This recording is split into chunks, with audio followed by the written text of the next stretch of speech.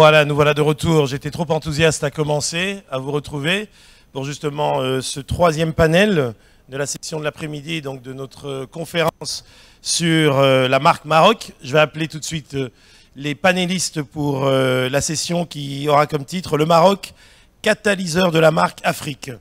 Voilà, ils sont là. Ben bien, merci beaucoup.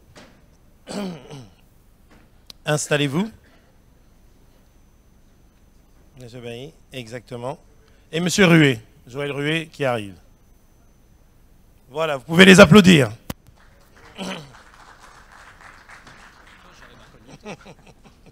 Voilà, merci à tous. Mais avant de démarrer justement cette session, on va d'abord donner la parole à Madame Raja Ben Saoud, qui est enseignante-chercheur à l'ESCA, l'école de management. Madame, c'est à vous. Sous vos applaudissements, s'il vous plaît.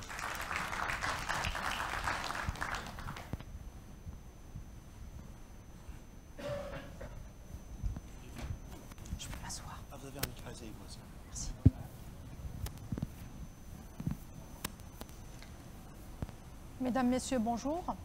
D'abord, un grand merci à Maroc Export et à Amadeus Maroc pour leur invitation. Qualité des institutions et marque pays, tel est le sujet que je me propose de développer cet après-midi dans le cadre de la contribution académique de ESCA, École de Management. Je voudrais commencer par dire qu'il existe une littérature académique mondiale extrêmement abondante, très riche, qui a traité de l'effet des institutions sur la croissance économique. Et même si aucun modèle aujourd'hui ne tend vers l'universalité, on peut dire que la plupart des travaux de recherche qui ont été réalisés sur le sujet convergent vers une affirmation, à savoir l'existence d'un lien entre la qualité des institutions et les performances stratégiques d'un pays. Douglas North, prix Nobel 1993, est un auteur contemporain qui est pionnier dans l'analyse de la relation entre la qualité des institutions et le développement économique des nations. Il a montré en particulier l'existence d'un lien entre les institutions, leur qualité et le développement des pays. Pour lui, de bonnes institutions stimulent le développement des investissements et la croissance économique d'un pays. Pour lui, un environnement institutionnel efficace, c'est d'abord un investissement qui va réduire les incertitudes et qui va également réduire l'occurrence de ces incertitudes. Exemple d'incertitude qu'on trouve dans ces travaux, la faible autorité de la loi, la corruption ou encore le reniement des contrats. Après North, plusieurs chercheurs se sont intéressés à la question de la capacité des institutions à favoriser la croissance économique d'un pays. Et pratiquement, tous aboutissent à la conclusion selon laquelle des institutions efficaces sont une condition d'amélioration de l'économie et de l'efficacité et le succès des réformes des pays. Les institutions engagent l'ensemble de la société et ce sont les institutions qui peuvent conduire un pays vers la prospérité, vers le progrès ou vers la stagnation. D'ailleurs, un certain nombre d'institutions internationales, aussi prestigieuses et aussi puissantes que le FMI ou la Banque mondiale, adoptent cette thèse que je viens d'indiquer. Si on prend la doctrine, par exemple, de la Banque mondiale, on va trouver que cette institution fait référence régulièrement à des explications institutionnelles pour préconiser telle ligne de conduite ou telle politique de développement, notamment pour les pays en voie de développement ou les pays en émergence. Et dans le rapport qu'elle publie régulièrement sur la richesse des nations, la Banque mondiale soutient que ce sont les institutions économiques, politiques et sociales d'un pays qui peuvent expliquer son échec ou son succès économique. D'ailleurs, c'est comme ça que la Banque mondiale explique, par exemple, l'écart de développement entre, par exemple, à l'époque, la RDA et la RFA, ou encore l'Argentine et le Chili, ou la Corée du Nord et la Corée du Sud.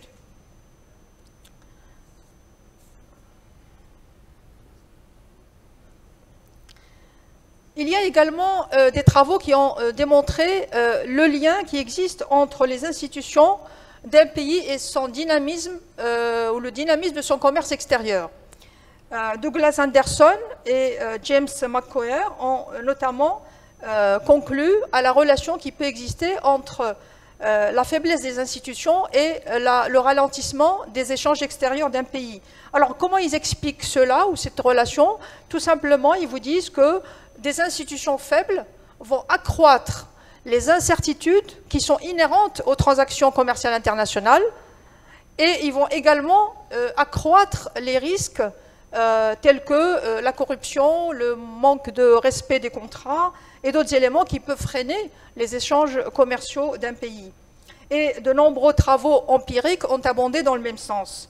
Et dernièrement, il y a une thèse qui a été soutenue par un jeune chercheur sénégalais, Hamidou Bari, qui explique comment la qualité des institutions dans un certain nombre de pays de l'Afrique subsaharienne peuvent expliquer la réussite de la stratégie d'internationalisation de leurs entreprises ou encore les performances de ces entreprises à l'international. Ce matin, on a écouté le président de Outsourcia qui nous disait qu'au Maroc, on n'a pas une stratégie pour accompagner les entreprises marocaines qui veulent acquérir des entreprises étrangères. Voilà un problème institutionnel. On n'a pas d'institution dédiée à ce type d'action. Mais en revanche, on a eu l'exemple de la COSUMAR qui nous a démontré que grâce à l'accompagnement d'un certain nombre d'institutions, ils ont pu améliorer leur performance à l'export puisque le délai des formalités a été réduit de plusieurs mois à 48 heures. Ça a été dit tout à l'heure.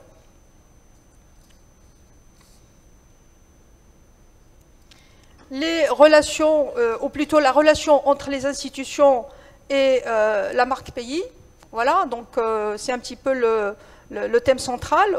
Et je voudrais rappeler simplement qu'il y a des chercheurs qui aujourd'hui sont considérés comme les fondateurs du concept Nation Brand, ou marque pays, qui se sont intéressés au lien entre le dynamisme des institutions, la qualité de leur performance, leur fiabilité et la réussite des marques pays. On a l'exemple de Ying Fan, mais pas seulement, l'exemple aussi de Simon Anholt. Simon Anholt, aujourd'hui, c'est un des spécialistes du marketing territorial.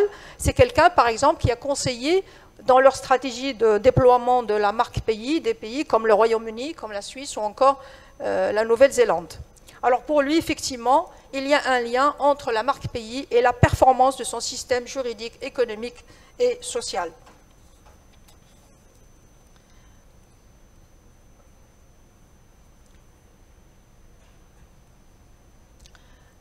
L'architecture institutionnelle de notre pays, on le sait, notre pays a fait des avancées très grandes en matière d'édification d'un dispositif institutionnel pour accompagner son processus de développement et son processus d'émergence. Et aujourd'hui, bon, je cherchais vraiment un mot de conclusion, et, parce qu'il y a plusieurs scénarios pour conclure, et la conclusion m'a été inspirée par le mot de la fin du dernier intervenant du panel numéro 1, qui avait dit « il ne faut s'engager que sur des promesses que vous pouvez tenir ».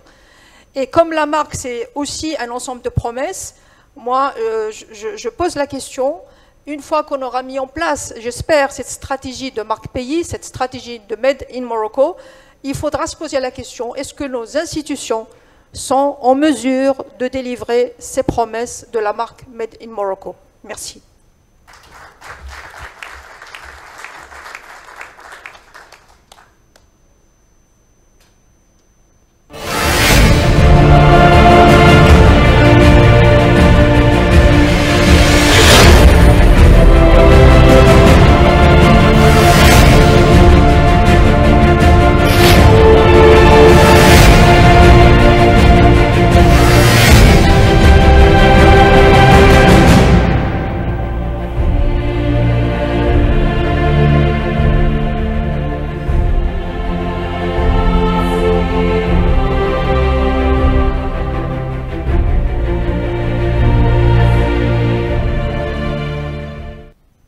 Voilà, nous y voilà donc pour ce troisième panel. Merci beaucoup, madame, en tout cas pour votre exposé.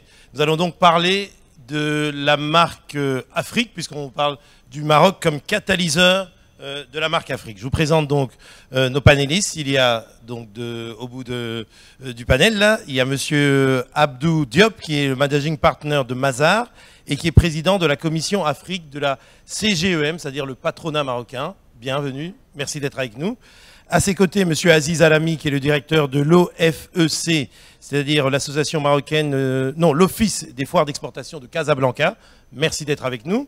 À côté de lui, monsieur Mossadegh Bali, le PDG de Azalai Hotel, qui nous vient du Mali.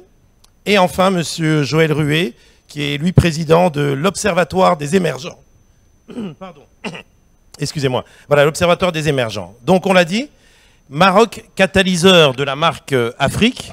Alors, catalyseur, vous savez tous ce que ça veut dire, un catalyseur, c'est un élément chimique qui permet d'activer un processus chimique, une réaction chimique, sans en faire réellement partie. Donc, le Maroc serait un petit peu un élément qui permettrait justement aux autres pays africains de pouvoir s'enclencher, de pouvoir s'engager dans cette dynamique de la création de marques. Est-ce vrai? On le verra à travers les témoignages et les interventions des différents participants. Donc on va essayer de comprendre ça. Alors moi, ça m'a fait penser à une distinction qui a été évoquée lors des précédents panels de la matinée, où on nous a bien attiré notre attention pour dire qu'il faut faire la différence entre précurseur et leader. Alors le Maroc, qui est sans doute précurseur dans l'Afrique francophone sur le travail sur cette politique de marque pays, est-ce que pour autant de précurseur, elle pourrait devenir leader? À quelles conditions? Eh bien, on va essayer de le comprendre. On commencera par vous, donc monsieur Abdou Diop. Je rappelle, donc vous êtes le managing partner de Mazars. Vous allez nous expliquer en quelques mots ce que c'est Mazars, vraiment en résumé, parce que la plupart des gens vous connaissent, un cabinet de conseil très connu ici sur la place. Et à partir de là, nous dire, justement, vous qui êtes là à l'intermédiation entre les entreprises marocaines et le marché africain, le marché subsaharien, pour être précis, est-ce que de ce point de vue, le Maroc, en tant que précurseur d'une réflexion et d'une dynamique de marque pays, se donne-t-il les moyens d'en être aussi le leader? Merci. Merci beaucoup, Eric.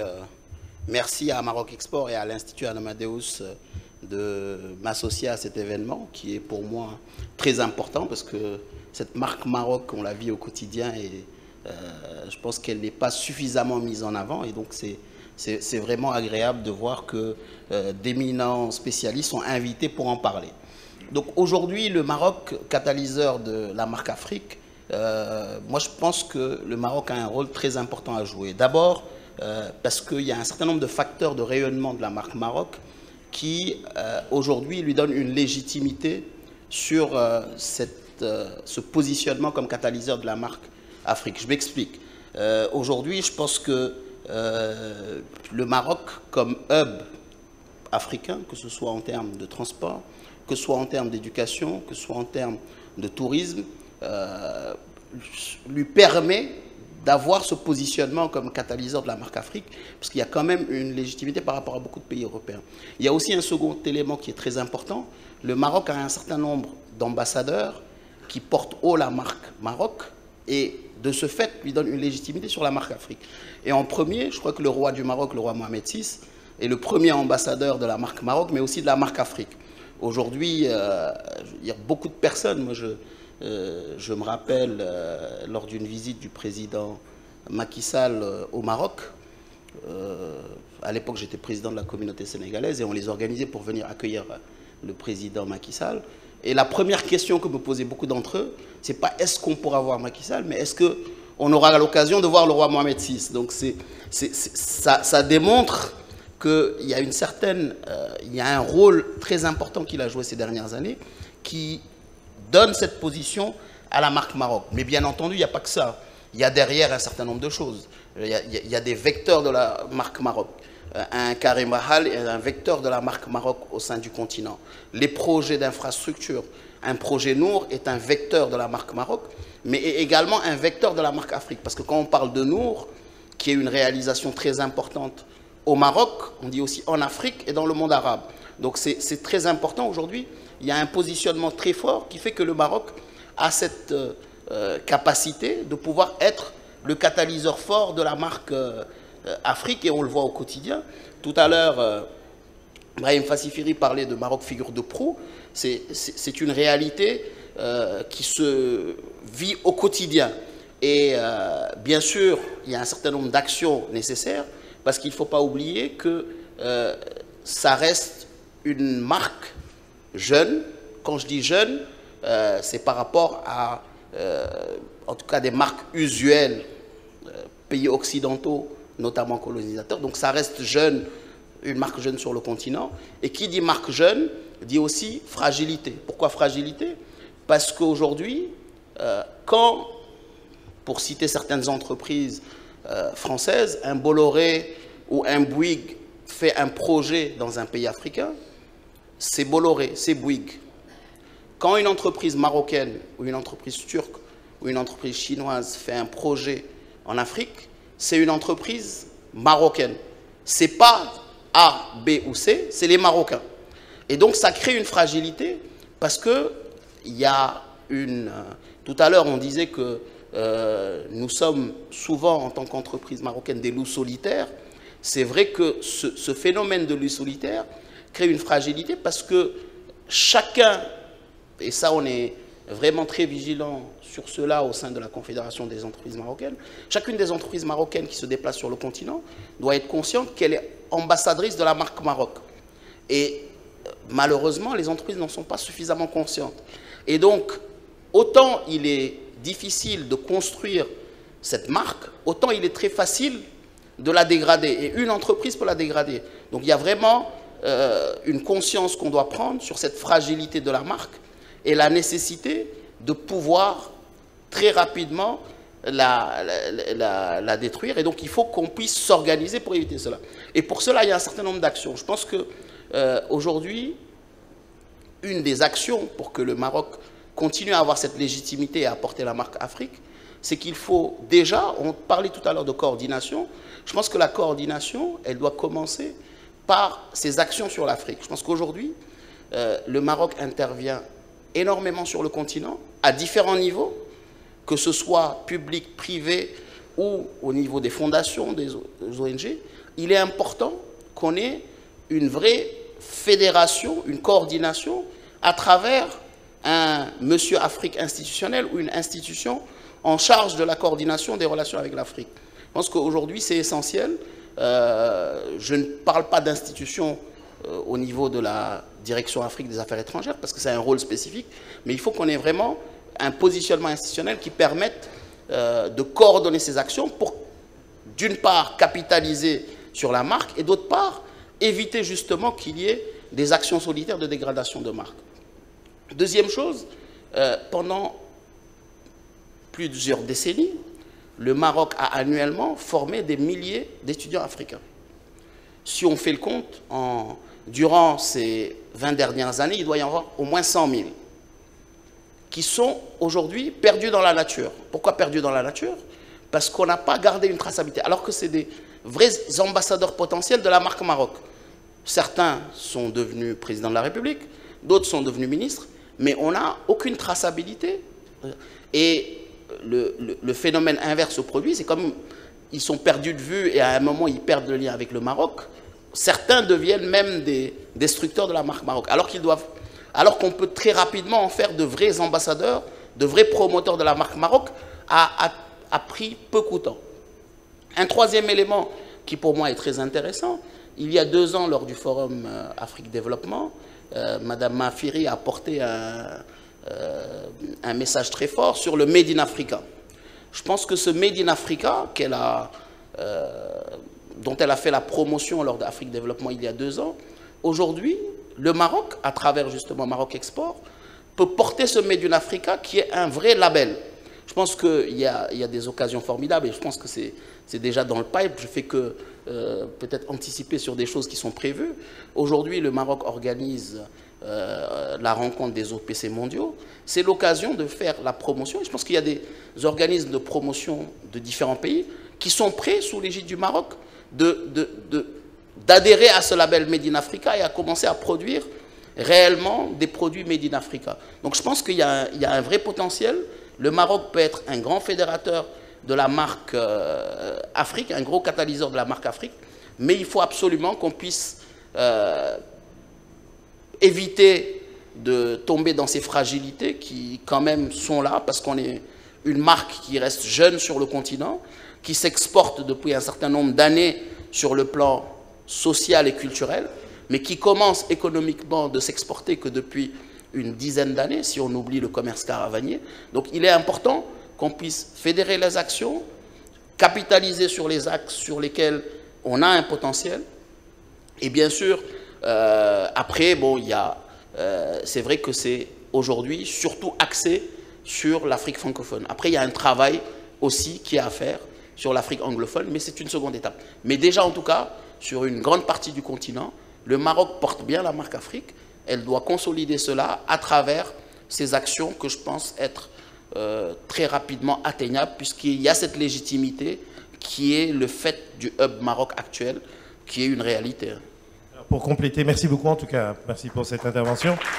Voilà, pour compléter et profiter justement de votre présence, mais vous l'avez répondu déjà à ma première remarque, qui était quelle Afrique? Vous l'avez dit, en fin de compte, c'est surtout l'Afrique francophone qui est le résultat de son histoire, de sa géographie, bien sûr, Afrique francophone, Afrique de l'Ouest, et peut-être jusque la zone CEMAC en Afrique centrale, parce que le Maroc n'est pas très agissant du côté de l'Afrique de l'Est et même pas en Afrique australe. Mais mon autre question, elle est relative à tous les débats qui ont lieu ce matin aussi sur la consolidation de la notion du concept de marque. Quand vous dites le Maroc a vraiment les atouts et commence déjà à le faire, et sur la voie justement de pouvoir être catalyseur de la marque Maroc. Ça c'est la vision, ça c'est le discours. Et les institutions, il y en a d'autres ici sur le panel qui peuvent en témoigner, quand une institution marocaine parle du Maroc, elle parle du Maroc comme pays africain. Mais en revanche, la population marocaine, moi je suis toujours parfois étonné de l'ambivalence. Ils disent on est dans l'Afrique, mais après ils disent nos amis africains. Est-ce que de ce point de vue-là, il n'y a pas un travail à faire aussi du côté de la population marocaine, de ce travail d'identification réelle et consciente au continent africain?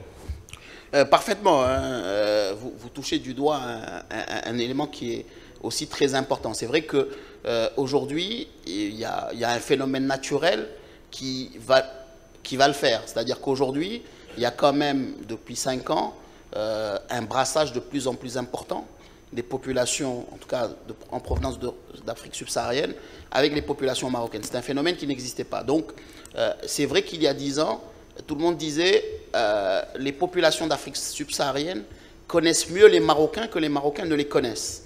Aujourd'hui, les choses commencent à bouger. Maintenant, c'est vrai qu'il y a un travail, il y a un double travail, un travail de sensibilisation très fort au niveau des populations marocaines pour effectivement comprendre qu'aujourd'hui, le Maroc est à un stade d'émergence où ce phénomène migratoire ne va pas s'arrêter, mais va s'amplifier, hein, comme à un moment ce qu'a vécu l'Europe ou ce qu'ont vécu d'autres pays.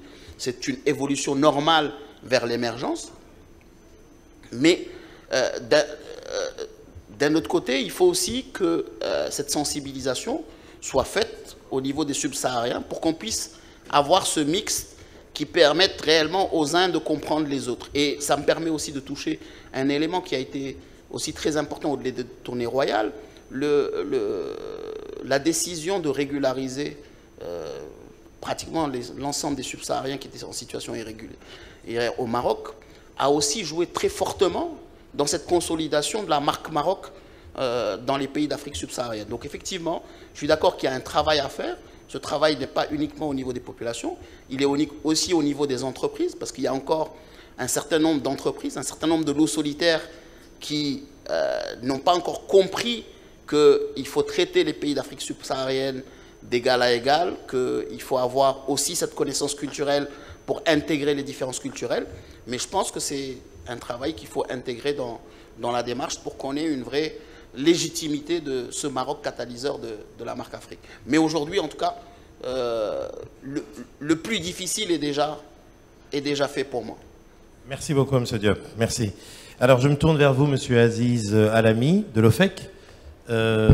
Justement, par rapport à cette question de la consolidation de la marque Maroc, et qui, dans son élan, pour être le catalyseur d'une marque Afrique, vous, à votre niveau, vous organisez des centaines d'expositions, de foires ici à Casablanca, qui est devenu donc ce hub, hein, où tout le monde vient, à la fois de l'Europe et puis de l'Afrique subsaharienne.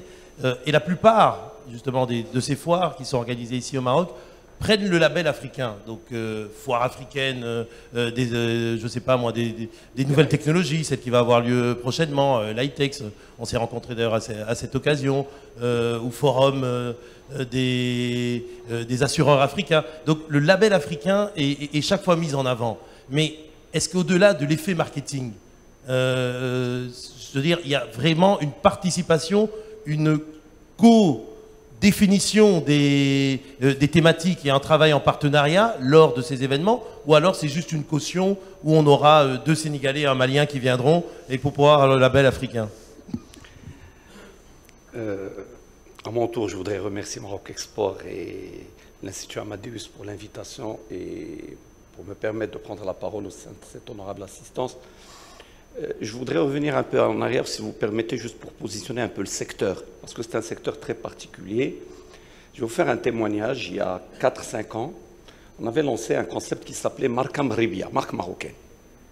Et en faisant le recrutement des entreprises, je suis tombé sur N entreprises qui nous disaient, écoutez, notre problématique, on comprend le concept, mais on conçoit mal comment est-ce qu'on va présenter une marque marocaine, même si nous sommes une marque marocaine, alors que toute notre démarche marketing est faite pour que justement le client final, le citoyen lambda consommateur, ne ressente pas, ne sache pas que c'est une marque marocaine.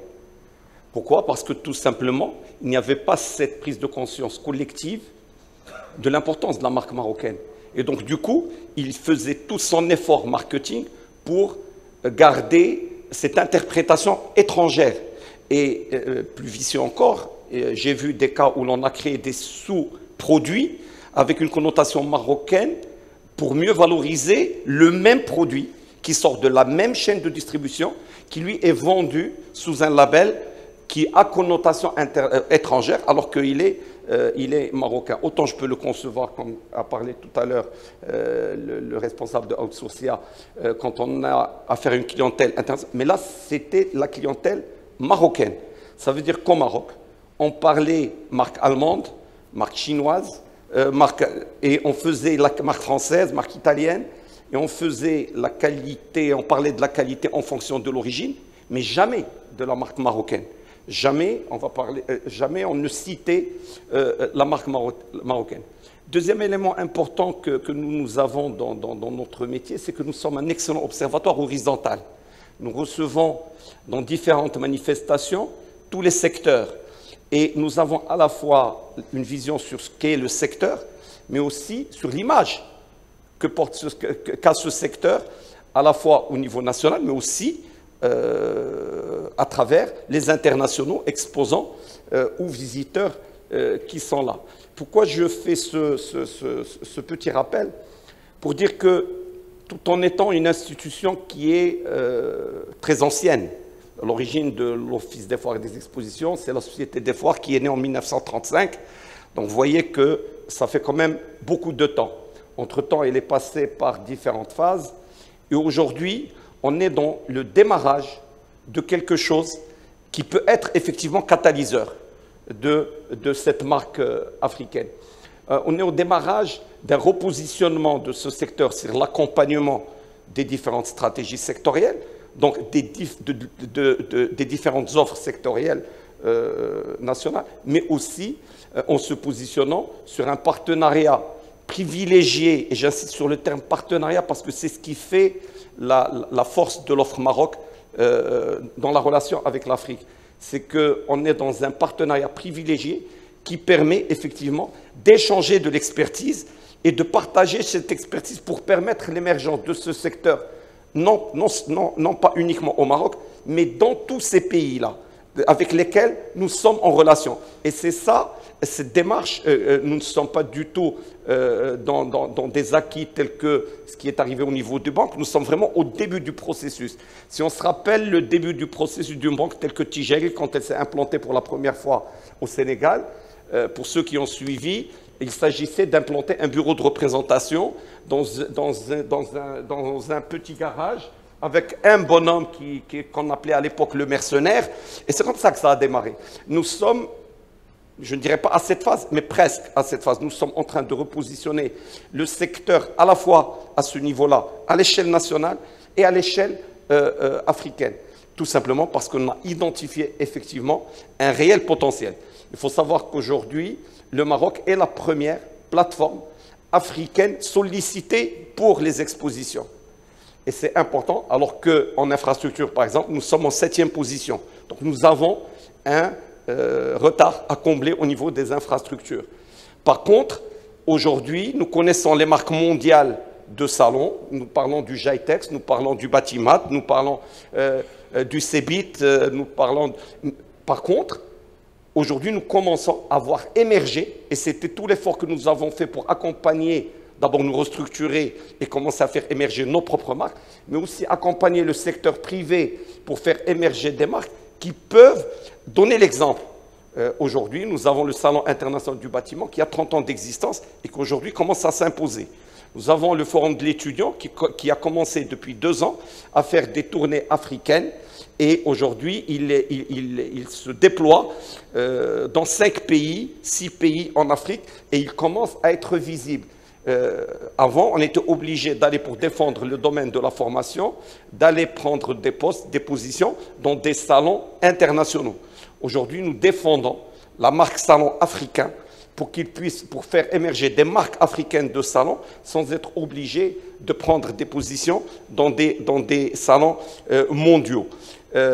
C'est à cet effet que nous avons commencé à établir des partenariats et c'est pour ça que je parle de partenariat. Lorsqu'on a par exemple réalisé clé en main, on a livré clé en main l'exécution et le montage de la foire internationale de Bamako, quand elle a été ressuscitée après tout ce qui s'est passé au Mali, ben, on a réellement travaillé avec nos partenaires locaux, notamment la Chambre de commerce du Mali, pour repositionner ce salon dans sa configuration globale, puisque c'était une foire commerciale, c'est devenu un salon sectoriel.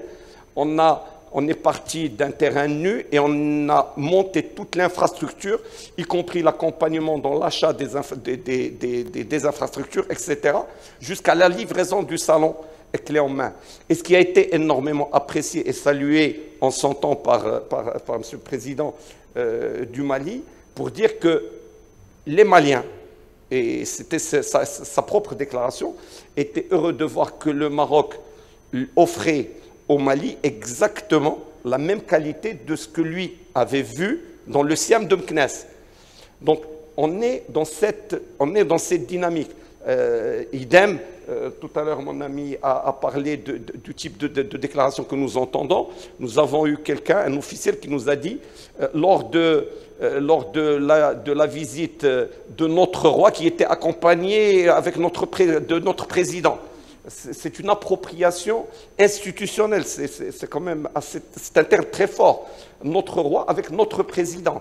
Ce sont des mots très forts qui montrent que, effectivement, attention, c'est un vrai partenariat et non pas un positionnement ni de leader, ni d'exportateur. On est vraiment, et je pense que c'est la force de la proposition marocaine. Idem, cette expertise qui est avérée commence à être sollicitée pour être partagée avec plusieurs pays. Nous avons fait la foire internationale d'Abidjan et nous allons très bientôt, au mois de septembre, faire la foire de l'artisanat avec nos amis de Côte d'Ivoire. Cette expertise, je crois que ce qui est important, c'est qu'on puisse en faire émerger une offre nouvelle qui sort des standards mondiaux. Lorsque une entreprise va à Batimat, et c'est une entreprise, elle va chercher des donneurs d'ordre au sein de milliers de personnes, de millions de personnes qui sont en train de chercher ces donneurs. Aujourd'hui, Sa Majesté, et je pense que c'est là notre mot d'ordre, c'est que l'Afrique doit permettre le développement de l'Afrique.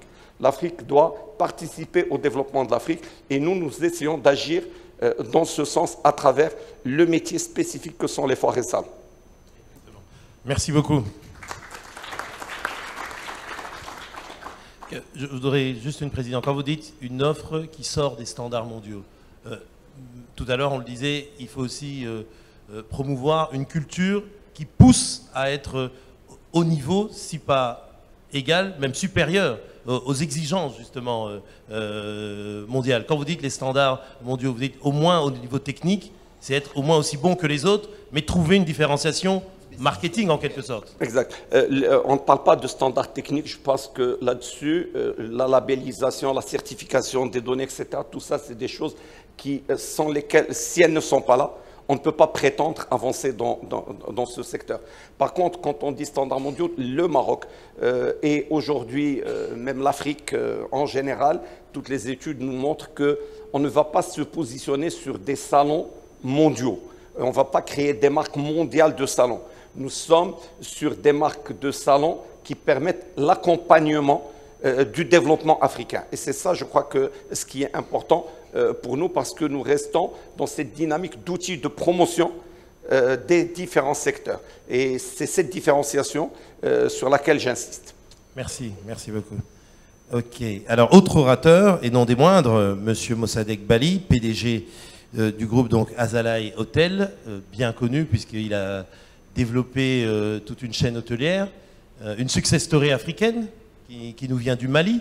Donc on quitte le Maroc, on va justement en Afrique. Le regard d'un homme, d'un entrepreneur africain. On est en Afrique, hein, Eric. Oui, oui, oui, c'est vrai, c'est vrai. Je me suis fait avoir moi-même. Je me suis fait avoir, tu as très bien dit, Abdou. Tu m'as très bien eu, tu as raison, tu as raison. Mes excuses. On reste en Afrique, on descend au sud du Sahara, voilà. Mais c'est à force d'être au Maroc que j'ai fait ça. Non. Alors, monsieur... À Tombouctou, n'est-ce pas? Voilà, exactement. Alors, dites-nous justement, de par votre expérience, est-ce que les relations historiques, culturelles entre le Mali et toute cette région, bien sûr, et le Maroc, est-ce que le Maroc pourrait réellement être le catalyseur de cette marque Afrique?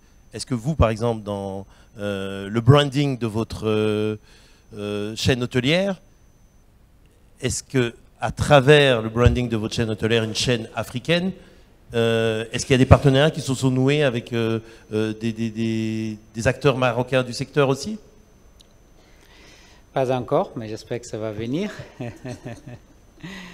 D'abord, je tiens à remercier Madame Maroc Export et l'Institut Amadeus pour cette invitation. Je vais finir par élire domicile à Casa, parce que je viens souvent à Casa. Et chaque fois que je viens, mes amis, bien sûr, me demandent alors à quand un hôtel Azalai à Casa. Donc je finirai peut-être par installer un hôtel Azalai ici à Casa. Je pense que la question, en fait, elle ne devrait même pas se poser, en tout cas en ce qui concerne, je dirais, l'Afrique de l'Ouest, parce que comme vous l'avez mentionné, comme beaucoup d'orateurs l'ont mentionné, les relations culturelles, économiques, culturelles sont séculaires et très anciennes entre le Maroc et cette partie de l'Afrique au sud du Sahara. Moi-même, j'en suis le pur produit puisque mon grand-père maternel vient de Goulémine. Il faisait son commerce entre Goulémine et Tombouctou. Il a fini par s'installer à Tombouctou. Et ma mère est issue de cette installation. Donc vous voyez un peu les liens qu'il y a entre le Maroc et une partie de l'Afrique au sud du Sahara. Ensuite, des relations économiques très anciennes. Petite anecdote, la Banque de développement du Mali a été à un moment de sa vie en faillite. Et à l'époque, le général Moussa Traoré, qui était le président du Mali, a envoyé une délégation voir le roi Feu Hassan II. Dans cette délégation figurait d'ailleurs mon père. Et c'était pour négocier le sauvetage de la BDM. Et en raison justement de ces relations historiques, immédiatement, Feu le roi Hassan II a donné des instructions à la BMCE, qui était en ce moment une banque publique, pour sauver la BDM, pour non seulement rentrer dans le capital de la BDM, mais aussi la gérer. Et c'est ça qui fait qu'aujourd'hui, la BDM est la plus grosse banque du Mali et qui d'ailleurs aujourd'hui aussi est en partie dans le portefeuille de la BMCE. Donc c'est pour vous dire que pour moi, c'est une question qui ne se pose même pas. Peut-être qu'à un moment donné, je dirais, ce rôle de catalyseur que le Maroc jouait, en tout cas pour cette partie de l'Afrique au sud du Sahara, n'était pas si prononcé, si évident, ou a été plus ou moins abandonné. Il ne faut pas oublier qu'à un moment donné, des pays du Maghreb, notamment le Maroc et la Tunisie, se sont tournés plutôt vers le nord, dû au fait que les relations économiques avaient pris le pas sur ces relations séculaires et ancestrales. Ce qu'on comprenait, il y avait le boom du textile et tout ça, les entreprises européennes délocalisées vers le Maghreb, et donc ces relations économiques ont pris le pas. Mais je pense que de tous les pays maghrébins, le Maroc, grâce bien sûr à la vision du roi, a été le premier à comprendre que l'avenir c'était plutôt de s'orienter vers le sud et de remettre le Maroc dans son rôle de catalyseur de cette partie de l'Afrique au sud du Sahara. Et donc très rapidement, lui-même, il a pris son bâton de pèlerin et il a amené avec lui, je dirais, des capitaines d'industrie que sont essentiellement les banques. Donc je crois qu'aujourd'hui, ce rôle de catalyseur est sur le devant de la scène et c'est tant mieux ainsi, puisque tellement de choses nous lient au Royaume du Maroc. Maintenant, qu'est-ce qu'il faut faire pour renforcer ce rôle-là?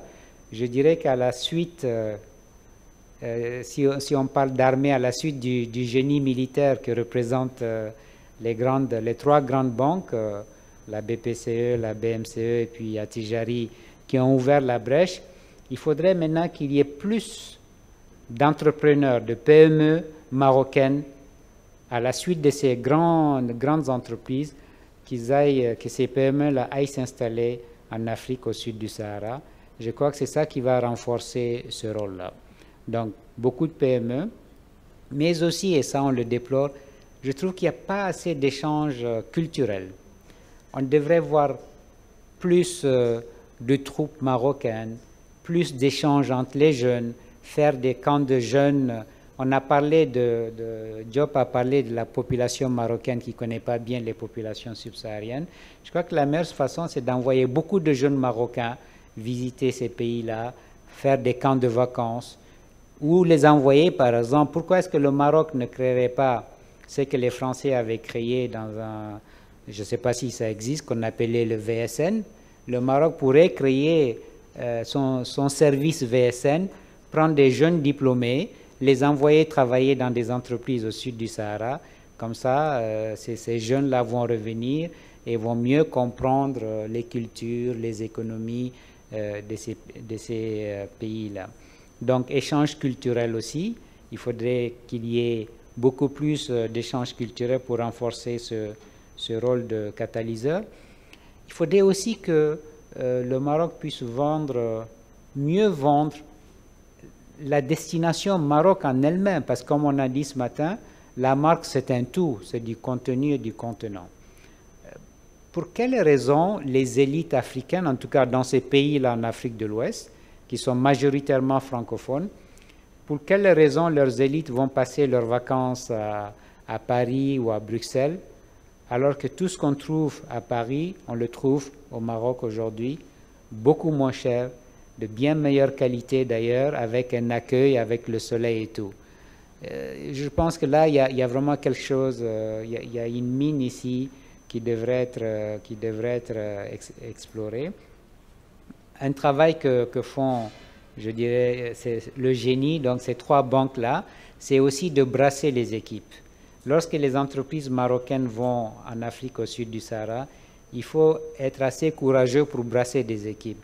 Envoyer des compétences marocaines, travailler dans des entreprises marocaines en Afrique au sud du Sahara, mais aussi envoyer des jeunes Africains subsahariens travailler ici, acquérir de la compétence, et comme ça on brasse les équipes.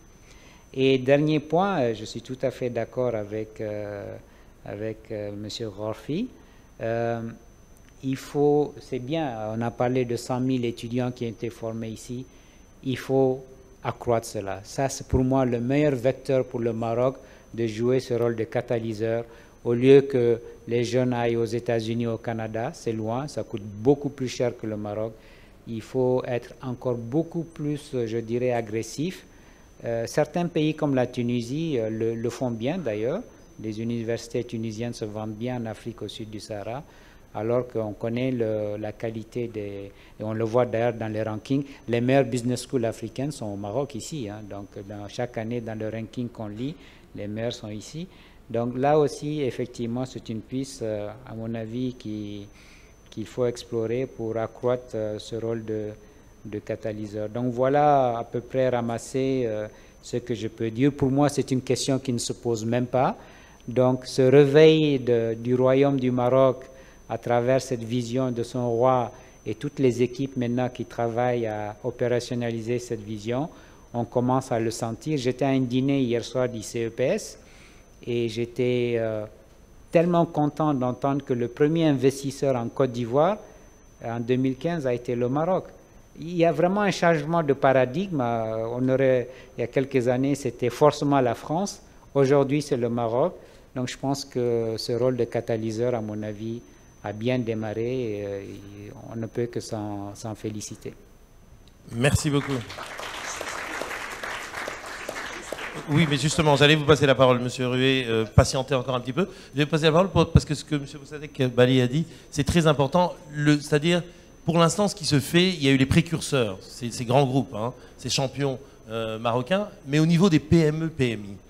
C'est une remarque qu'on entend souvent d'ailleurs dans le public. On organise des grands forums ici, vous l'avez dit, Afrique Développement ou autres.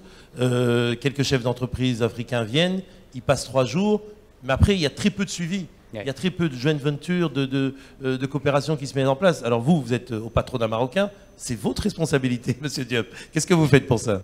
Effectivement, donc c'est vrai que comme je disais, la marque a une certaine fragilité. Donc il faut faire ce qu'on promet. C'est vrai qu'à un moment, on a beaucoup reproché aux entreprises de venir en délégation, de signer des accords et ensuite de disparaître et rien ne se passe. Mais depuis un certain temps, depuis 2 ans maintenant, il y a plusieurs actions qui ont été menées. Et il y a 2 ans, une première action, c'est le comité de suivi des accords. Aujourd'hui, tous les accords sont suivis et au plus haut niveau. C'est des instructions de Sa Majesté et c'est suivi au plus haut niveau. Tous ceux qui ont signé des accords, les accords sont inventoriés et il y a un reporting qui était mensuel, maintenant qui est trimestriel, de suivi des accords. Et il y a le ministre des Affaires étrangères et le ministre des Finances qui font tous les 3 mois une tournée dans les pays pour, entre guillemets, faire l'audit et s'assurer que ces sujets-là sont traités. D'ailleurs, récemment, on était en Guinée avec tout un ensemble de délégations pour faire l'état des lieux de tous les accords et voir les points de blocage. Donc, justement, c'est pour éviter cette fragilité de la marque Maroc. Autre chose aussi très importante, l'année dernière, lors de la tournée de Sa Majesté, on a mis en place ce qu'on appelle les groupes d'impulsion économique. Ça a commencé avec le Sénégal et la Côte d'Ivoire, où on met ensemble les décideurs publics et politiques. Donc c'est présidé par les ministres des Affaires étrangères des 2 pays et les patronats des 2 pays. Et on identifie tous les secteurs où il y a de la coopération existante ou potentielle. Et on met à la tête de chaque secteur un groupe de travail où il y a le patronat, un représentant du patronat marocain et un représentant du patronat du pays. Et ce groupe de travail traite tous les sujets, que ce soit les freins qui existent, les leviers pour accélérer la coopération, comment faire émerger aussi des acteurs régionaux. Parce que M. Bali, ce qu'il a dit est très important, mais pour que ça soit durable, il ne faut pas que les entreprises, les investisseurs marocains investissent dans d'autres pays d'Afrique subsaharienne. Il faut aussi que des Moussadek Bali, des Aliko Dangote, des Chris Kiroubi viennent investir au Maroc. C'est ce qui va permettre la durabilité et de ne pas considérer que ce n'est que dans un sens. Et c'est pour ça qu'on insiste. Et au niveau de la CGM, on est très conscient de cela et on fait tout pour justement pousser à cela. Récemment, vous avez entendu les rapprochements qui se sont faits entre Aliko Dangote et l'OCP sur Jorf Al Asfar. Et il y a un travail qui est fait parce que c'est ce qui permet de la durabilité. Et pour parler des PME, vous savez, en fait, on fait beaucoup de communication sur les tournées royales. Mais on ne fait pas suffisamment de communication, c'est volontaire, sur tout ce qui est fait par Maroc Export. Maroc Export envoie annuellement, je ne peux pas donner le chiffre, mais des centaines de PME aller sur différents pays. Et ça, c'est très important. Parce que c'est vrai qu'on communique beaucoup sur les tournées royales, sur les grands groupes, mais il y a beaucoup de PME qui y vont. Aujourd'hui, il y a, je pense, plus d'une centaine qui vont partir dimanche sur 3 pays. Certains, c'est en partenariat avec une banque, d'autres en partenariat avec des associations professionnelles. Il y a même des start-up, il y a du tout. Donc il y a beaucoup de missions qui sont faites, il y a beaucoup de choses qui se font, mais bon, c'est moins médiatisé. Maintenant, l'Afrique est énorme. Donc c'est vrai qu'il ne faut pas oublier, on a aussi un tissu de PME, entre guillemets, qui se cherche. Il y a beaucoup de PME qui ont aussi besoin déjà de se développer sur le marché local. Donc ce potentiel exportable, il n'est pas aussi inextensible. Et les pays, bon, c'est vrai que souvent c'est le Sénégal, la Côte d'Ivoire, parce qu'on tâte le terrain le plus proche, mais ça se fait dans le temps. Il faut qu'on laisse le temps au temps, qu'on essaye de voir à travers ces groupes d'impulsion comment accélérer. Mais je pense qu'il y a un travail qui est fait. Maintenant, moi, franchement, aujourd'hui, le grand credo, c'est qu'on puisse faire le sens inverse aussi, amener de grands investisseurs qui ont leur marque. Je serai heureux le jour effectivement où j'aurai un hôtel Azalaï au Maroc. Ça voudra dire que M. Bali a été finalement convaincu de venir investir. Et aussi un autre élément qui est très important et sur lequel on travaille avec certains groupes marocains, c'est que l'un des premiers actes qu'a fait Vivendi lorsqu'ils ont racheté Maroc Télécom, c'est de coopter le directeur général de Maroc Télécom dans le conseil de Vivendi. C'est un message fort. Aujourd'hui, il faut qu'on passe à la deuxième étape de ces champions nationaux qui, pour justement ancrer leur positionnement africain, commencent à coopter dans leur conseil d'administration au niveau du siège des cadres, des dirigeants de leur filiale africaine. Et là, on aura vraiment cette vraie imbrication et on aura ce Maroc qui définitivement sera le porte-drapeau de la marque Afrique. Merci beaucoup, très intéressant. J'imagine que ça va susciter aussi de nombreuses questions, peut-être même pratiques, au sein du public tout à l'heure quand on va faire le Q&A. Alors je passe vers vous, Monsieur Joël Ruet. Je ne vais pas dire que là on quitte l'Afrique pour aller ailleurs, pas du tout, parce que justement, je sais que vous êtes africain dans l'âme et africain toujours. Hein, voilà, exactement. Président donc de l'Observatoire des émergents, vous êtes un chercheur, quelqu'un qui observe les marchés émergents, notamment la Chine, l'Inde, mais pas seulement.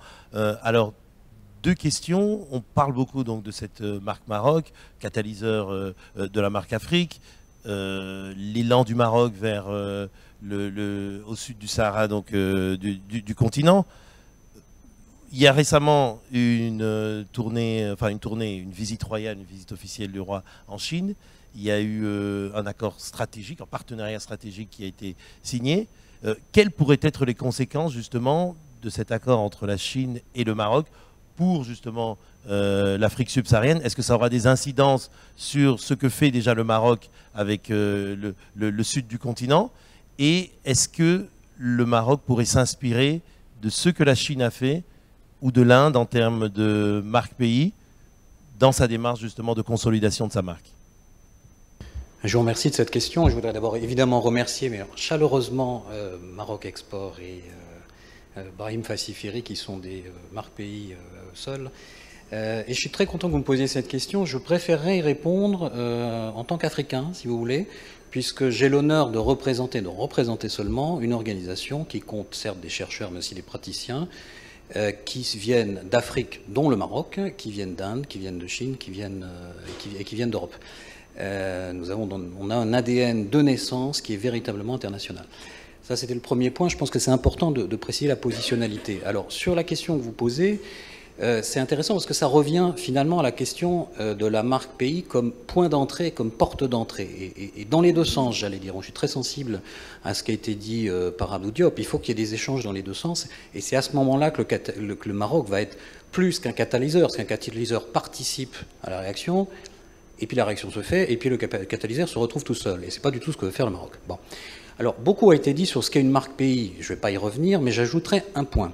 Au-delà du socle qui est d'avoir une économie émergente, Pour moi, le Maroc est un émergent, je l'ai déjà dit, j'ai eu l'occasion de le dire à Tanger, je l'ai dit à Dakhla en novembre, je l'ai redit à Dakhla en décembre, et je l'ai même redit à Dakhla pendant qu'il y avait un certain rapport aux Nations Unies, tout ça n'est pas un hasard. Au-delà de ça, au-delà de cette émergence-là, basée sur une cohérence dans le temps, cohérence entre les secteurs, il y a un argument en plus, c'est l'enthousiasme. L'enthousiasme, si vous regardez du côté asiatique, c'est ça qui a fait émerger la Chine. Vous discutez avec des interlocuteurs chinois, vous montez des affaires avec des interlocuteurs chinois, vous observez ce qu'ils font, vous les conseillez, ils sont enthousiastes. Ça marche pas, on trouvera toujours une solution, mais il y a un enthousiasme.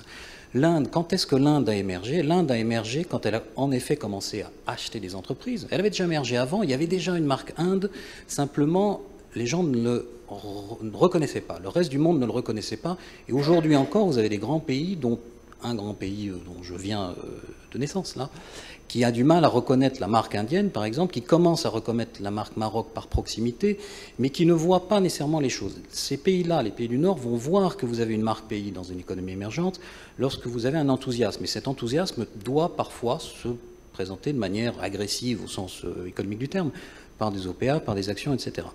Ratan Tata, en 2005, avait dit « C'est le moment pour l'Inde de passer de petites initiatives incrémentales à des actions ambitieuses. » Bold, il disait en anglais. Un an après, il est nommé par le Premier ministre indien président de la marque Inde. Et donc c'est quand vous avez vu ce genre d'initiative, si vous voulez, que l'Inde a été reconnue. Sur la marque Maroc, moi je crois que c'est très important. Je crois que les banques marocaines qui ont été présentes, qui sont allées en Afrique, dans le reste de l'Afrique, ont contribué à ce que cette marque Maroc émerge. Le fait que la COP22 soit déroulée, se prépare au Maroc, et que ce soit pas juste simplement à la COP22, que ce soit pas la COP de l'action après la COP21 bien sûr, mais aussi le début d'un nouveau cycle de COP qui va être tourné vers l'adaptation, vers de l'innovation, etc., va permettre que la marque Maroc émerge complètement. Une fois que ceci est posé, si vous voulez, qu'est-ce que les grands pays asiatiques voient dans le Maroc? Alors je vais témoigner un petit peu, puisque j'ai passé quelques années, j'ai travaillé pendant quelques temps avec un des membres du Conseil monétaire chinois, puis quelques temps avec des administrations indiennes. Vous avez là des économies émergentes qui observent l'Afrique, qui observent un certain nombre de l'ensemble du continent africain et un certain nombre de points d'entrée possibles dans ce continent africain depuis un certain nombre d'années. Ça fait 5 ans, 6 ans, 7 ans que l'Inde et la Chine observent l'Afrique. Je rappelle que le premier sommet Inde-Afrique était antérieur au premier sommet Chine-Afrique. Ensuite, il y a eu une parenthèse, mais il y a eu un retour. Donc, premièrement, la marque Afrique est observée depuis longtemps. Et l'Inde, comme la Chine, ont observé la possibilité de rentrer par plusieurs portes d'entrée. Elles ne vont pas en sélectionner une seule. La Chine a clairement sélectionné le Maroc. Pour répondre très concrètement à votre question, suite à la visite de Sa Majesté et à la déclaration de Li Keqiang, le Premier ministre, de mettre en place un fonds d'1 milliard de dollars pour l'investissement et l'industrialisation, c'est non seulement la marque du caractère prioritaire, mais du caractère, j'allais dire, élevé dans la chaîne de valeur. Il s'agit d'industrialisation. Bon. Ce qui, pour les Chinois, dans la logique chinoise et dans les ressorts chinois de l'émergence, est extrêmement important. Ça ne veut pas dire qu'ils ne vont pas regarder d'autres pays, mais ça veut dire que le Maroc est en effet positionné. Donc la marque Maroc, on y est aujourd'hui du point de vue de la Chine. On y est aussi du point de vue de l'Inde, parce que je rappelle que la délégation marocaine a été parmi la plus nombreuse, sinon la plus nombreuse au moment du sommet politique Inde-Afrique d'octobre. Et je rappelle qu'en mars, au mois de mars, tous les ans, depuis 15 ans, il y a le forum business qui est organisé par le patronat indien, et ils ont jusqu'au dernier moment souhaité que l'invité d'honneur soit le Maroc. Ça ne s'est pas fait pour un certain nombre de raisons. Je souhaite beaucoup, j'aimerais, ça me ferait très plaisir, et je sais que ça ferait plaisir aux Indiens qui sont des gens patients, qu'en 2017, l'invité d'honneur soit le Maroc pour qu'il y ait cette transformation. Donc je crois que ça va beaucoup changer les choses sur le fond. Maintenant, j'insisterai simplement sur cet enthousiasme. Et là, je viendrai nuancer mon propos ou venir dans le sens de ce qui a été dit, que savoir c'est encore une marque un peu fragile, pas le socle, mais la perception de l'enthousiasme, ce qui est très différent. Le socle, on le sait, ça fait 10 ans ou un peu plus, qu'il y a des politiques très cohérentes dans l'environnement, dans l'upgradation, dans la montée en puissance technologique au Maroc, etc. Tout ça, c'est su, c'est connu, etc.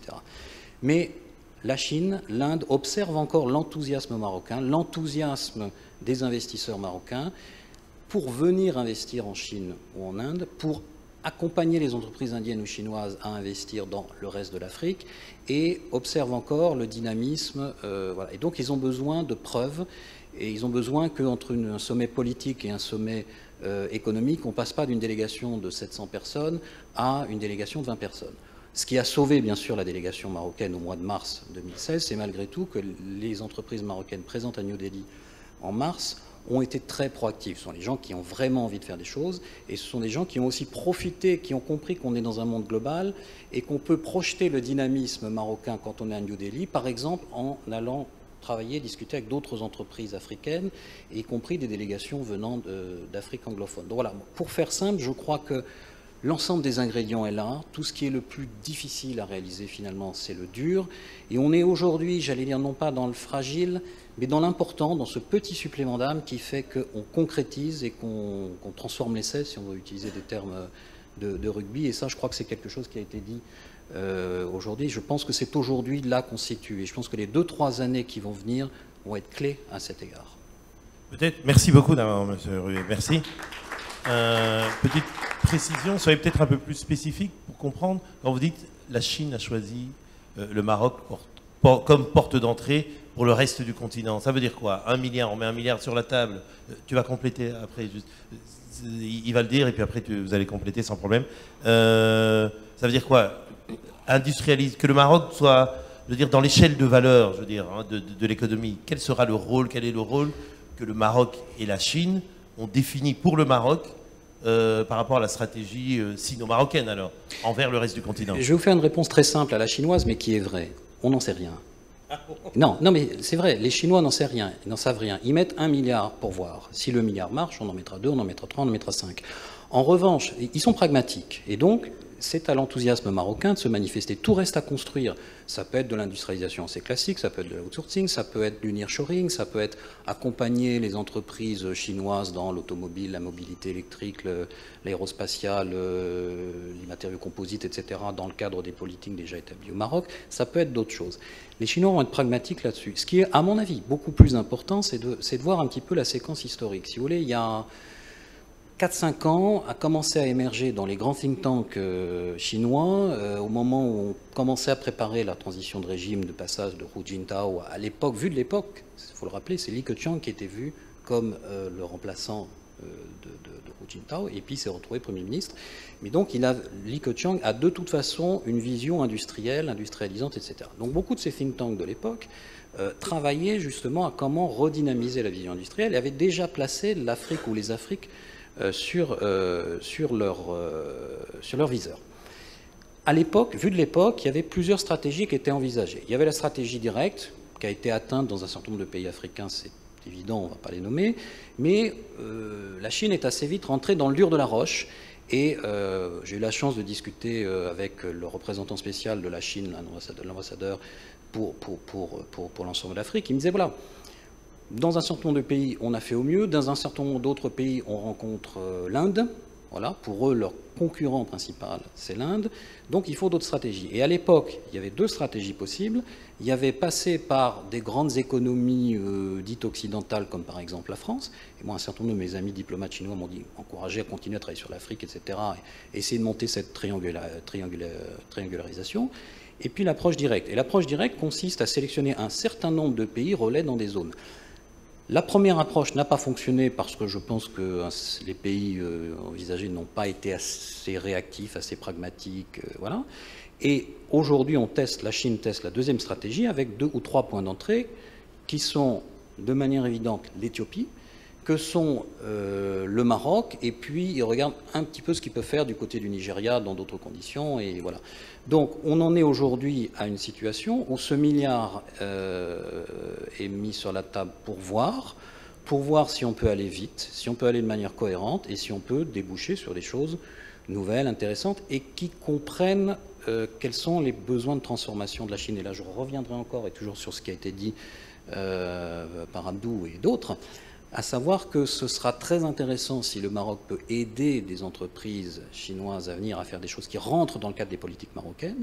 Ce sera très intéressant aussi si des entreprises marocaines et des savoir-faire marocains qui ne sont pas nécessairement présents ou dont la Chine a besoin soit sur son sol, soit dans des pays tiers, sur ces domaines-là, la Chine peut compter sur l'appui d'entreprises marocaines. Juste un dernier élément, la Chine a aujourd'hui un outil dans lequel ils croient beaucoup et dans lequel ils mettent énormément de moyens, c'est ce qu'ils appellent la coopération en pays tiers ou la co-innovation en pays tiers, c'est-à-dire de prendre, par exemple, la Chine, le Maroc qui viennent de signer ce partenariat et de voir ensemble ce qu'on peut faire dans un intérêt mutuel et équilibré. Merci beaucoup. Monsieur Diop, vous vouliez compléter? Oui, pour compléter, je voudrais dire que aujourd'hui, la vision fixée au niveau institutionnel du positionnement du Maroc comme résolument tourné en termes de relations économiques sur tout le continent africain est quelque chose d'irréfragable. C'est une décision, une vision institutionnelle. Et tout le travail qui est fait, que ce soit avec la Chine, l'Inde, dans toutes les tournées, dans tous les forums, dans tous les sommets Inde-Afrique, Chine-Afrique, le message est très clair. Le Maroc se positionne pas comme capteur d'investissement indien ou chinois pour le marché marocain. Le Maroc se positionne comme le gateway sur l'Afrique. C'est vraiment la position très claire. Et la stratégie est... Et ce message est reçu. Il est clair et reçu dans les deux sens. Très important. Et complété par des dispositifs assez importants. Aujourd'hui, Casa Finance City a signé des conventions avec plus d'une dizaine d'agences de promotion d'investissement de pays africains. C'est-à-dire que quand Casa Finance City se déplace dans des pays pour faire la promotion de l'investissement direct étranger, elle ne fait pas que la promotion sur Casablanca, mais elle fait la promotion de l'investissement sur Casablanca pour se développer sur le continent. D'ailleurs, c'est sa vocation. Donc, on est vraiment dans cette dynamique. Et pour parler de la Chine, je pense que la tournée royale, avec la signature des derniers accords, n'est que la conséquence d'un certain nombre d'actions. Et pour dire concrètement, il y a 2 ans, on a tenu un forum Maroc-Chine en Chine.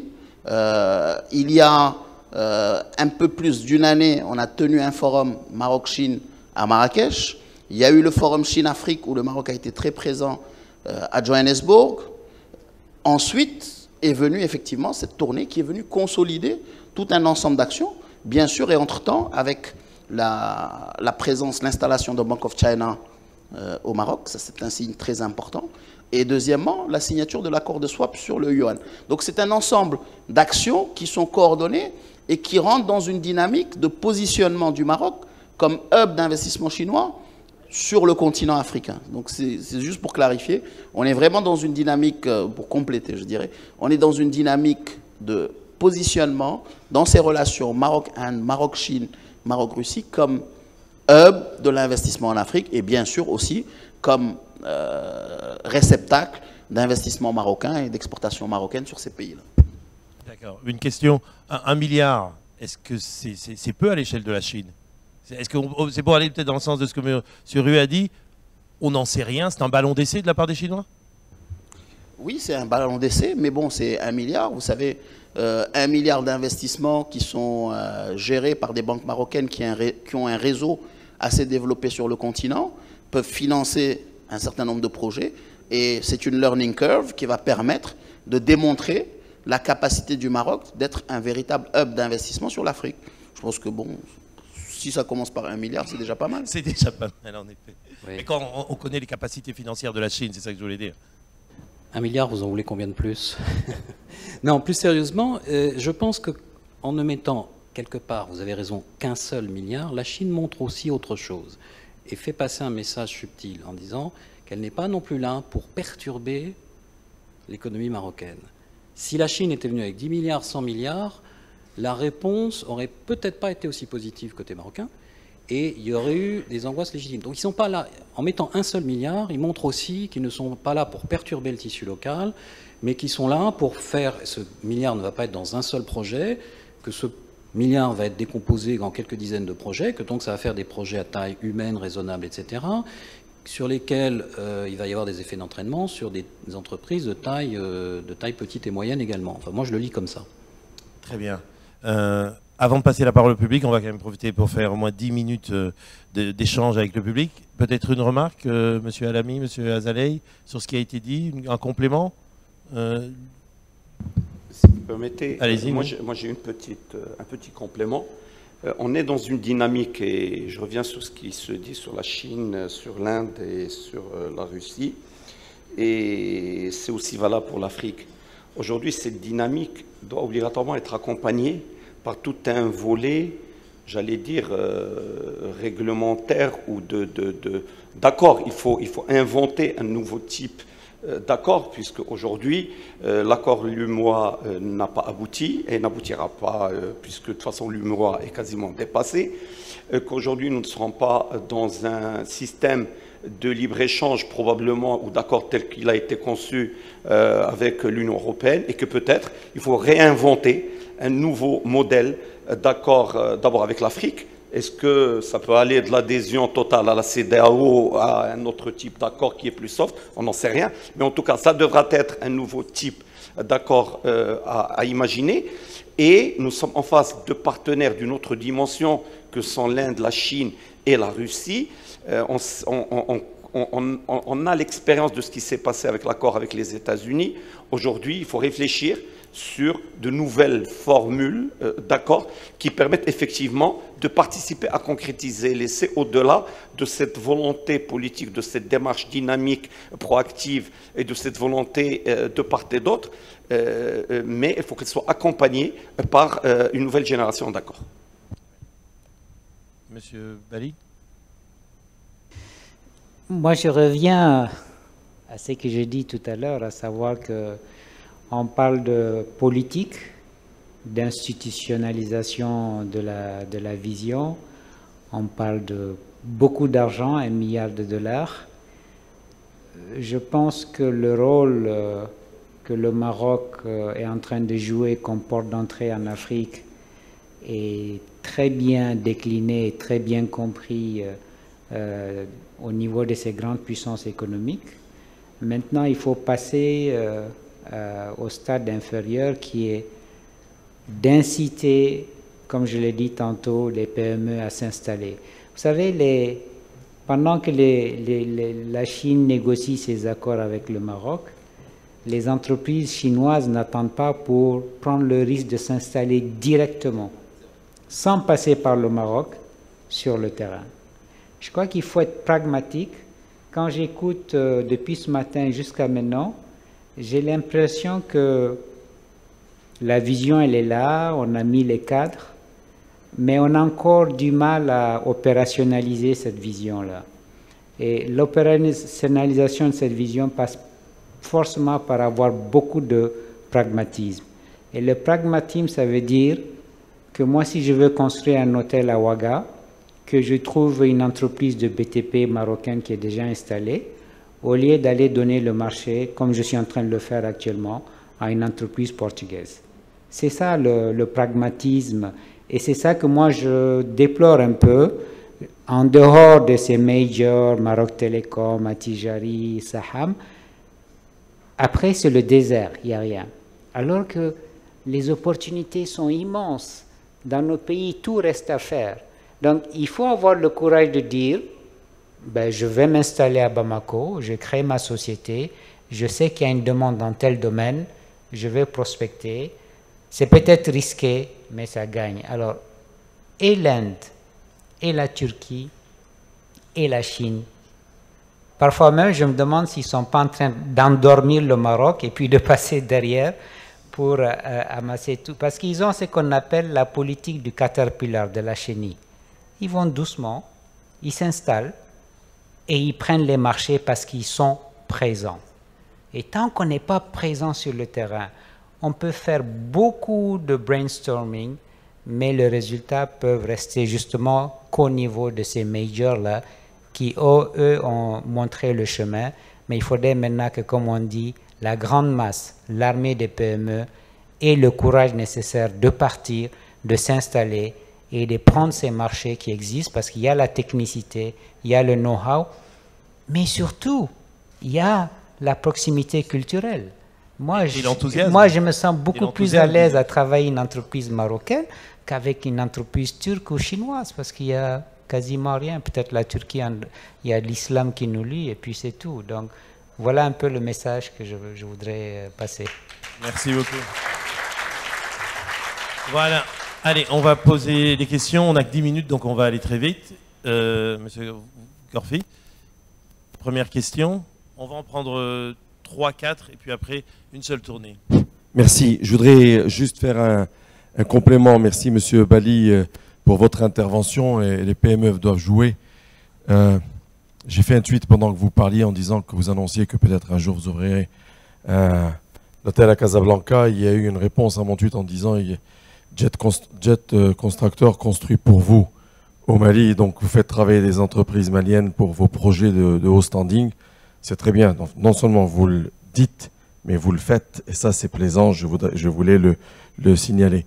Je crois que nous avons, dans l'influence qu'on doit avoir sur comment on doit catalyser la marque Afrique, le Maroc a une responsabilité majeure qui est celle de continuer à développer les métiers mondiaux du Maroc en rentrant le Maroc dans des chaînes de valeur mondiales, mais à engager un certain nombre de pays frères d'Afrique subsaharienne dans ces métiers et dans ces chaînes de valeur mondiale. Les illustrations sont très concrètes, elles ont démarré. Ce qu'on a vu ce matin avec Outsourcia dans l'offshoring, c'est un des métiers mondiaux du Maroc, mais nous devons aller sur les autres. Il faut que nous puissions imaginer de partager la chaîne de valeur, comme vous l'avez dit, dans l'automobile, dans l'aéronautique et dans un certain nombre de secteurs. Nous n'avons pas le choix si nous voulons être suffisamment puissants et suffisamment visibles sur ces radars. Merci beaucoup, M. Gorfi. Madame derrière, là. Voilà. Allez-y, présentez-vous et puis posez votre question. Oui, bonjour. Je suis professeur Fouad Lhlou, donc professeur des universités. En même temps, je suis professeur associé à l'Université des Nations Unies. Alors, je vais défendre un tout petit peu, sans être M. Daoudi, je vais défendre un peu l'université marocaine. Cette année, 2015-2016, nous avons 10 500 étudiants subsahariens. Ils sont tous dans nos universités marocaines. Moi, je connais très bien Fès et Rabat, dans lequel je travaille, lorsque je ne suis pas au Ghana. Et ces étudiants subissent une formation, bien sûr, très bien. Des fois, ils sont vraiment les meilleurs. Ils ont des notes supérieures à ce qu'ont nos étudiants. Et lorsqu'ils reviennent chez eux, la marque Maroc, elle est très bien présentée. De temps en temps, je fais un petit tour à Bamako, ou à Dakar, ou à Ouagadougou pour vendre la marque Maroc, et ça marche très bien, et ils sont là au Maroc. Et ce n'est pas Madame Barada que je vois ici, qui est la première femme professeure, directeur d'une école d'ingénieurs. Elle est là à côté de nous, qui va me contredire. Elle a des données peut-être mieux que moi. Maintenant, je voudrais prendre 30 secondes pour dire à monsieur le matin qui a parlé de la fierté du Marocain. Je ne suis pas pessimiste. C'est vrai que nous sommes fiers. Il y a 250 ans, un petit pays a demandé au Maroc l'aide pour que ses navires puissent naviguer avec paix dans la Méditerranée sans avoir, disons, des problèmes avec les pirates, avec les Ottomans. Après un certain temps, le Maroc a répondu oui. Pas seulement ça, il a été le premier à reconnaître l'indépendance de ce petit État. Vous avez tous compris, il s'agit des États-Unis. Alors nous n'avons pas cessé depuis ce moment-là de dire nous étions les premiers à reconnaître l'indépendance des États-Unis. Nous le disons chaque fois avec fierté, ce qui est très bien, et nos amis américains rigolaient en disant oui, c'est vrai que le Maroc, mais pour eux, ça ne voulait rien dire. Le résultat est là. Alors est-ce qu'il n'est pas temps maintenant que le Maroc passe à une réalité pour être plus réaliste et défendre sa marque d'une façon différente? Merci, monsieur. Merci beaucoup. Passez le micro à la personne qui a... Allez-y pour une... Bonsoir, vous, madame. Drissi Jawad, consultant expert des Nations Unies et aussi professeur de marketing. Il m'est arrivé d'enseigner dans des business schools à des Africains, donc on est dans la thématique. Alors, moi, ma question, aujourd'hui au Maroc, on a un temps fort qui s'annonce, qui est la COP22. Et à cette occasion-là, un des grands, je dirais, opérateurs, qui est la Banque africaine de développement, aujourd'hui cherche à promouvoir ce qu'elle appelle un pavillon africain. Alors, elle part du constat que la Chine ou l'Inde viennent d'une seule voix parler au nom de 1 milliard ou plus d'1 milliard de citoyens, alors que l'Afrique, avec ses plus de 50 États, est éparpillée et est éclatée. Alors, aujourd'hui, quand on parle de marque, est-ce que vous pensez effectivement, ou comment est-ce que vous pouvez envisager qu'il y ait une marque Made in Africa, ou une marque Afrique, pour promouvoir ce continent qui nous est cher à nous tous? La question s'adresse à tout le panel et à qui veut répondre. Merci. Merci. Madame ici, et puis avant de prendre des questions de l'autre côté. Salam alaikum. Je remercie Si Fouad. Je suis Madame Baradi. Effectivement, première femme à avoir dirigé une école d'ingénieurs au Maroc. J'ai un parcours de formation d'ingénieur, grandes écoles, aussi bien françaises, universités françaises que marocaines.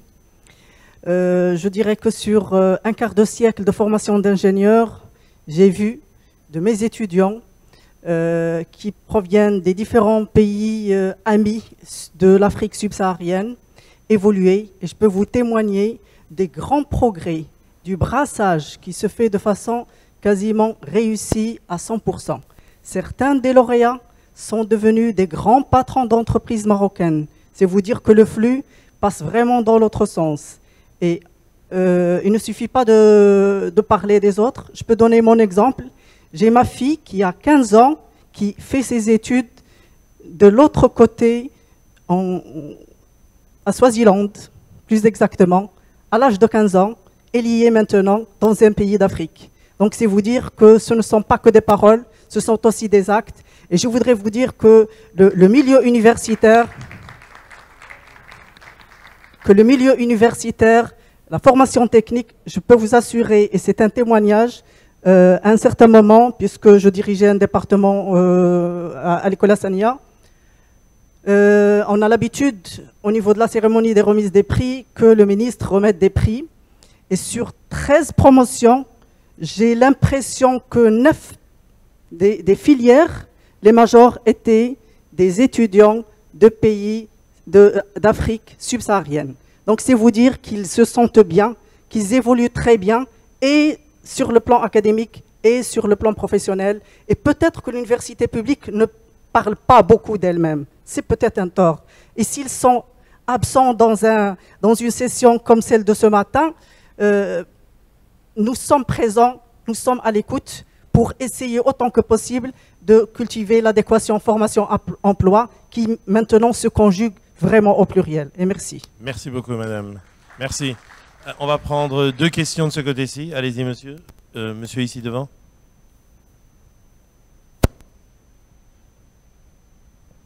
Bonjour. Bonjour. Zakaria Fahim, président Hub Africa. Donc vous avez parlé des PME et on est en train de lancer une initiative qui a déjà démarré sur une plateforme sur l'intelligence économique au profit des PME africaines. Parce qu'on s'est rendu compte effectivement, donc Abdel le rappelait tout à l'heure, que l'Afrique c'est les Afriques, le Maroc c'est aussi les Marocs, parce que même dans nos pays, donc on est déjà dans plusieurs environnements. Et je crois qu'effectivement, si on veut renforcer la marque Maroc, pour demain parler de cette marque Afrique, il faut déjà s'appuyer sur les marques qui existent déjà chez nous. Aujourd'hui, on a une marque à l'intérieur du Maroc qui est la marque Marrakech, qui est une marque, quand les gens disent je vais aller au Maroc, ils vont à Marrakech, et Marrakech n'est plus que le loisir, parce qu'on se rend compte qu'il y a beaucoup de choses, donc la COP22 va y être. Donc pour revenir au PME, donc je pense qu'il y aura un événement important à Casa le 3 juin sur un sommet francophone de l'intelligence économique, et nous espérons faire drainer donc, autour de ce projet, puisqu'on a eu l'accord de certaines, des spécialistes sur la thématique, pour là aussi permettre, parce que beaucoup de gens oublient qu'on peut travailler sur le continent en restant déjà dans son pays, du moment qu'on ait la bonne information. Parce qu'on peut exporter, on peut commencer à faire des projets. Vous avez parlé des Chinois, des Indiens. Je pense que, qu'on le veuille ou non, même s'ils font, vous avez parlé de cette image qui vont doucement, mais ils ont besoin de nous. Donc, si nous, on est intelligents, il faut juste faire savoir que le tout est plus important que la somme de tout. Et je pense qu'on est très bien placé pour le faire. Donc là, il faut juste le faire savoir et effectivement être dans les actes. Merci beaucoup. Dernière question de ce côté-là, il n'y en a pas? Non? Tout était clair? Merci beaucoup. Bah, parfait. La COP22 a été évoquée à 2 reprises parce que, je le rappelle, c'est le prochain panel qui aura lieu donc, dans une dizaine de minutes. En 30 secondes peut-être, l'un ou l'autre panéliste qui veut réagir. Vas-y, allez-y Monsieur Diop. Donc peut-être juste en termes d'information, donc pour un certain nombre de sujets. Donc pour la COP22, effectivement, le Maroc veut en faire la COP de l'Afrique. D'ailleurs, vous parlez, il y a 1 heure, il y avait une réunion à Lusaka pendant les assemblées de la BAD où le ministre Mézoir présentait le projet à la Banque africaine de développement. Donc on est en plein là-dedans, que ce soit côté secteur public, mais aussi côté secteur privé, puisqu'on a eu une réunion avant-hier sur ce sujet pour mobiliser justement les patronats africains pour en faire un vrai, parce qu'on a un partenariat avec une trentaine de patronats africains, une vraie COP de l'Afrique. Ça c'est important, le Maroc y tient et on y travaille. Sur les étudiants, ce que je disais, c'est que aujourd'hui on ne capitalise pas suffisamment. Je prends un exemple tout bête. La Chine a formé 500 étudiants sénégalais. Eh bien, tous les 6 mois, ces 500 étudiants, ou qui se trouvent au Sénégal, ont eu une réunion de travail avec l'ambassadeur de Chine au Sénégal. C'est dire qu'ils ont un suivi, qu'ils sont sur les radars, qu'on les suit, qu'on les surveille pour faire... Aujourd'hui, le Maroc a formé plus de 100 000 étudiants. On n'a nulle part une base de données qui retrace, et non seulement formé, mais à donner des bourses, donc à financer les études. Mais on n'a aucune base de données qui retrace ces étudiants. On va souvent dans des missions, on rencontre un ministre qui nous dit « Ah tiens, moi j'ai fait ma formation à Meknès, moi j'ai fait ma formation. » Mais sur aucun radar, ils ne sont. Et ça, c'est quand même des éléments, vous dites, ils portent la marque Maroc, mais on doit capitaliser là-dessus. C'est de vrais vecteurs et c'est un capital énorme qui a été institué depuis longtemps. Donc c'est plutôt ce que je dis. Sur les 2 sujets, Marque Afrique et sur les métiers mondiaux du Maroc, effectivement, Sitiami a parfaitement raison. Aujourd'hui, dans l'intégration dans ces chaînes de valeur mondiales, il faut qu'il y ait une continuité africaine. Et il y a beaucoup de travaux qui sont menés. Je rappelle encore une fois, moi j'aime bien le dire parce que Maroc Export ne fait pas suffisamment de communication là-dessus, à mon goût en tout cas. Il y a eu une délégation très importante d'acteurs de l'automobile qui sont allés en Côte d'Ivoire, et il y a des choses qui sont en train d'être faites en Côte d'Ivoire pour justement compléter cette chaîne de l'automobile où il y a un métier mondial du Maroc qui a fait ses preuves, et on est en train effectivement d'aller le dupliquer ailleurs pour le compléter, toujours dans cet objectif de co-émergence. Sur la marque Afrique, je pense très vite, en substance. Oui, en substance. Sur la marque Afrique, je pense qu'il y aura un événement en novembre. Je ne sais pas si c'est prévu, mais en tout cas, aujourd'hui, Maroc Export a su réunir les OPC africaines d'abord, dans le cadre d'une organisation, en les amenant régulièrement à Casa. Et donc, ils sont assez...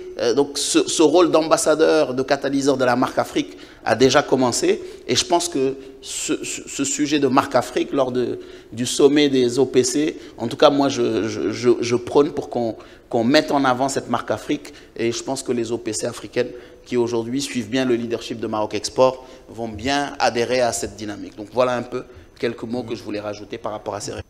Merci beaucoup. Un mot de M. Rué, mais vraiment aussi en oui, très court, une minute. 100% d'accord avec la question de l'intelligence économique. L'intelligence économique, c'est l'information.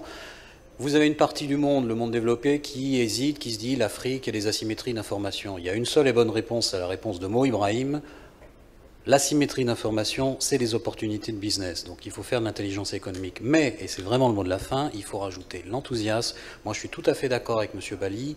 J'ai eu la chance de participer à 2 forums Maroc-Mali, des entrepreneurs. Il y avait beaucoup de PME. Il y a de l'enthousiasme, il y a de l'intérêt, etc. Mais ça ne concrétise pas parce que les gens veulent des garanties, ils ne savent pas s'ils ont ce partenaire. Au bout d'un moment, il faut y aller. Je ne sais pas si la Chine ou l'Inde, d'ailleurs, a une stratégie de Caterpillar de contournement. Moi, je crois que rien n'est écrit. Simplement, si les entreprises marocaines vont plus vite que les entreprises indiennes ou chinoises, eh ben, elles iront plus vite. Si elles y vont avec les entreprises indiennes et ou chinoises, eh ben, elles iront avec et elles feront venir aussi des entreprises subsahariennes, etc. Et puis, si elles restent derrière, elles resteront derrière. Voilà. Et c'est ça que le reste du monde observe. Et c'est là où le reste du monde voit si la marque Maroc, avec tout le socle, la solidité qui fait aucun doute, va transformer l'essai ou pas. L'enthousiasme. Merci beaucoup. Eh bien, c'est avec enthousiasme qu'on va vous quitter. C'était une session très intéressante. Et je vous invite maintenant donc, pour une pause café qui durera 10 minutes.